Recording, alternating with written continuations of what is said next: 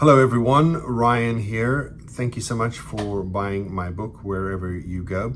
What we want to do is post videos and go a little bit behind the scenes in some of the stories in the book. So I'll start with day one here. It's got the verse from Ruth, wherever you go, and it's a story about my friend who was involved in a car accident. And one of the reasons that story got my attention is because when you look at crash data from the NTSB, the National Transportation Safety Board here in the United States, they have concluded, based purely on the data, that the most dangerous piece of road in the United States is an intersection. It's not a highway, it's not an access road, it's none of those things. It is actually intersections. That's the most dangerous place you can drive a car in the United States.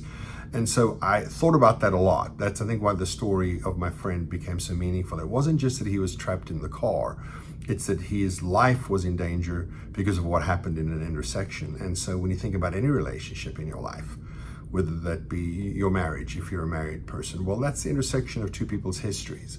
And if, Kayla and I have been married for more than 20 years now, and one of the things I sometimes think about is how you have to learn to live together, because you're two unique people with two unique sets of histories who are coming together. Well, you can extrapolate that to parenting as well, because now your history collides with your child's history. And if you're anything like me, you'll know that very few things bring your history to the top, to the front, to that part of the world where you have to deal with what's going on. Very few things are more powerful at doing that than parenting. I'd say marriage and parenting are the top two of those, right? Because they cause you to confront your past.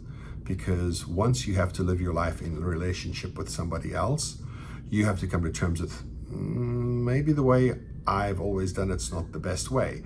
You have to learn how to compromise. You have to learn about grace and forgiveness. And especially with children, because especially with our children, right, have come to our homes through adoption or foster care, they're bringing their own hurts and hangups, things we don't understand, things we didn't experience. And so that's why I wanted to start the story, the book with that story, because the idea of all the things that happen in intersections isn't just true as data with the NTSB. It isn't just true for the people whose cars were in accidents in intersections, but it's completely true for us in relationship as well. And no greater place is that true than in your relationship with your children. So what I would suggest is that you navigate those intersections very, very carefully, very, very peacefully, and very, very wisely, with your eyes wide open, your head on a swivel, and understanding that you need to enter that intersection in the best possible shape, emotionally, mentally, physically, spiritually, that you can, because that's the best way to get through any intersection in life, particularly the relational ones.